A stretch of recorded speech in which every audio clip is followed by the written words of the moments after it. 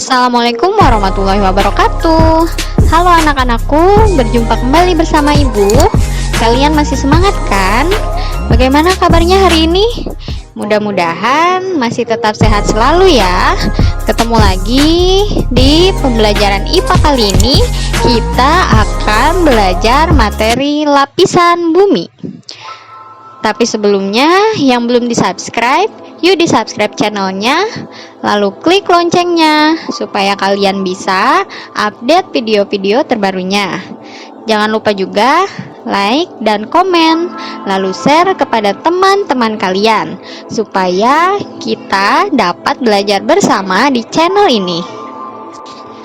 Bumi merupakan planet ketiga dalam sistem galaksi Bima Sakti.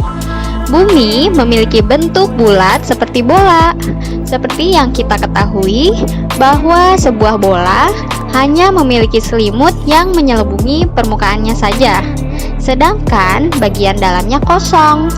Namun, apakah planet kita juga kosong di bagian dalamnya seperti bola?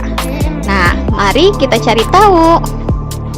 Secara umum, bumi terdiri atas 3 komponen utama, yakni komponen gas yang disebut atmosfer, lalu komponen padatan yang disebut litosfer, dan komponen air yang biasa disebut hidrosfer. Atmosfer berasal dari kata Yunani, yakni atmos yang artinya uap dan spaira yang artinya lapisan. Jadi, atmosfer adalah lapisan uap yang menyelimuti bumi. Atmosfer terdiri atas beberapa campuran gas, yakni gas nitrogen sebesar 78%, lalu gas oksigen sebesar 21%, dan ada juga karbon dioksida, argon, dan beberapa gas lain yang menyusun sebagian kecil dari atmosfer. Setelah terdapat oksigen di atmosfer, terbentuklah ozon, di mana ozon ini memiliki peran yang sangat penting bagi keberlangsungan hidup organisme yang ada di bumi. Ozon melindungi bumi dari radiasi matahari yang sangat berbahaya bagi organisme di bumi. Ketika kamu menyeduh kopi, kemudian membiarkannya sesaat, kamu pasti akan menemukan bahwa pada gelas tersebut akan terdapat 2 lapisan. Pada lapisan atas memiliki warna lebih cerah dibandingkan lapisan bawah. Nah, layaknya secangkir kopi, atmosfer bumi juga terdiri atas berbagai lapisan. Nah, di sini ada 5 lapisan pada atmosfer yang memiliki karakteristik yang berbeda-beda. Secara garis besar, atmosfer bumi dibagi menjadi 2 bagian, yakni bagian bawah dan bagian atas. Bagian bawah terdiri atas troposfer dan stratosfer. Lalu bagian atas terdiri atas mesosfer, termosfer, dan eksosfer. Troposfer yaitu sebagian besar aktivitas makhluk hidup di bumi, termasuk manusia yang sedang tidur, berjalan, dan bermain, berada pada lapisan troposfer.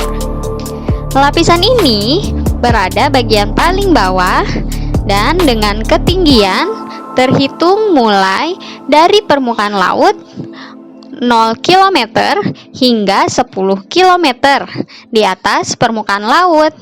Sebagian besar bagian troposfer berbentuk uap air dan 75% terdiri atas gas-gas atmosfer. Troposfer merupakan tempat berlangsungnya sistem bumi seperti hujan, angin, salju, dan awan. Ketika kamu memerhatikan pesawat yang melintas, pesawat tersebut terlihat terbang di atas awan. Namun sebenarnya pesawat tersebut berada di lapisan stratosfer. Stratosfer memiliki ketinggian antara 10 hingga 50 km di atas permukaan laut. Lapisan ini memiliki sedikit awan, namun tidak ada aktivitas cuaca, sehingga tidak mengganggu penerbangan, dan sebagian besar stratosfer terdiri atas gas ozon. Saat melihat fenomena meteor, kamu akan menyaksikan bahwa seolah-olah meteor tersebut melintasi bumi dan kemudian hilang. Namun, yang sebenarnya terjadi adalah meteor sedang menuju bumi, akan tetapi meteor tersebut terbakar habis di atmosfer. Dengan demikian, terlihat seolah-olah meteor tersebut melintasi bumi. Lapisan atmosfer yang membakar habis meteor tersebut adalah lapisan mesosfer. Lapisan ini terletak pada ketinggian 50 hingga 85 km di atas permukaan laut. Lapisan ini menjadi lapisan pelindung bumi dari benda-benda luar angkasa. Kebanyakan meteor yang menuju bumi akan terbakar habis di mesosfer. Lapisan termosfer memiliki ketinggian antara 85 hingga 500 km di atas permukaan laut.